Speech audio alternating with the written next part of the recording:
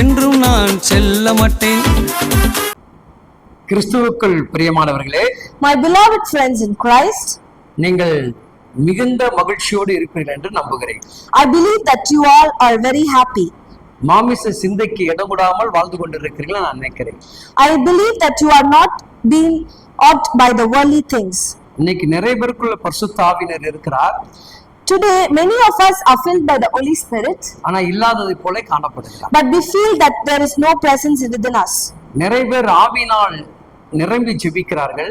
Many of us are filled with the Holy Spirit, ஜெபிக்கிறது கேட்ட நிறைவுகள் காண முடியவில்லை. but we are not finding any fulfillment by praying filled with the Holy Spirit. இதற்கு என்ன காரணம்? What is the reason for this? நாம் ஒருவேளை மாமிச சிந்தையோடு ஆவியிலே நிரம்புகிறோமா, Because we are filling with the worldly things and the Holy Spirit, இல்ல உணர்வு பூர்ணமாக ஆவியிலே நிரம்புகிறோமா, or we are be filled with the worldly things, ஒருவேளை உண்மையாக தேவன் கொடுக்கப்பட்ட ஆவினால் நிரம்பி இருக்கிறோமா? maybe, or we are be filled with the true Holy Spirit. வேதம் சொல்லுகிறது, The Bible says, ரோமர் 8:1 இவ்விதமாக சொல்லுகிறது, Romans chapter 8 verse 1 says, ஆனபடியால் கிறிஸ்து இயேசுவுக்குட்பட்டவர்களாயிருந்து மாம்சத்தின்படி நடவாமல் ஆவியின்படி நடக்கிறவர்களுக்கு ஆக்கினை தீர்த்துள்ளது. Therefore there is now no condemnation for those who are in Christ Jesus. நன்றாக கவனிங்க. Listen carefully. கிறிஸ்து இயேசுவுக்குள் இருப்பீர்கள் என்று சொன்னார். When you are within Jesus Christ, இருக்கிறீங்களா? are you there? இயேசு அப்பா கூட தான் இருக்கிறீங்களா? Are you with Jesus? மாமிசம் வெளிப்படாத, without your flesh being let out? பாத்தீங்களா, சட்டுன்னு கோவம் வருது பாத்தீங்களா? You are getting angry, right? இதுதான் மாமிசம். This is what the flesh. நீங்கள் மாமிசத்தின்படி நடந்தால், If you are living by the flesh, கிறிஸ்து உங்களை விட்டு விலகிடுவார். Christ Jesus will leave you. நீங்கள் ஆவிக்குள் ஏற்றபடி நடந்தால், If you are living and led by the Holy Spirit, நியாயத்தீர்ப்புக்கு தப்பித்துக் கொள்வீர்கள். you will be set free from the judgment. ஒரு உதாரணம் உங்களுக்கு சொல்லுகிறேன். I will give you an example. ஒரு சின்ன பிரச்சனை வந்தால், If we face a small problem, அதை பெருசுபடுத்துவாய் என்று சொன்னால், if you are making it very big, அது மாமிசம். it is called flesh. அதே பிரச்சனையே The same problem, தேவ சமூகத்துல போய் நீ ஜெபிப்பாய் என்றால், when you pray in the God's presence, அது தேவனால் கொடுக்கப்பட்ட ஆவி.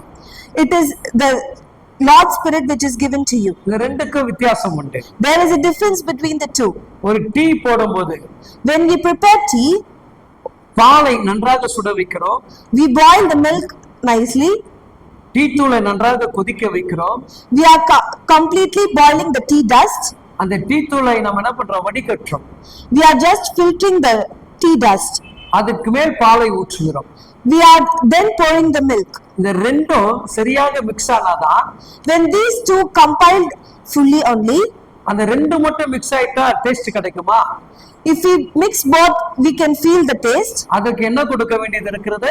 What we need to give for that? சர்க்கரை போட வேண்டியது இருக்கிறது. We need to put sugar for that. அப்பொழுது Then only, மாமிசத்திற்கு இடம் கொடாமல், when we do not give place for the flesh, நீ ஆவிக்கு இடம் கொடுக்கும் பொழுது, when you give place for the Holy Spirit, தேவனிடத்திலிருந்து வரக்கூடிய மதுரம், the gift which is received from the Lord, கசப்பெல்லாம் இனிப்பாக மாற்றும். all the bitterness will be changed into sweet. இந்த மூன்றும் ஒன்றாக கலந்தாதான், When all these three compile completely, குடிப்பதற்கே ஒரு மகிழ்ச்சி. when we drink that, we feel a happiness. அதுபோலதான் Likewise only, பிதா, God the Kumaran, Father, Jesus, பரிசுத்த ஆவியானவர் Holy Spirit, ஒன்றாக இணைந்து when they combine completely, நமக்குள் செயல்பட்டாதான் when they work within us, நாம் நல்ல மனிதர்கள். we are a good people. நீங்க நல்ல மனிதர்களாக இருங்கள். Please be good people. கர்த்தர் உங்களுக்கு கிருபை பாராட்டும். The Lord will grant you grace. Amen. Amen.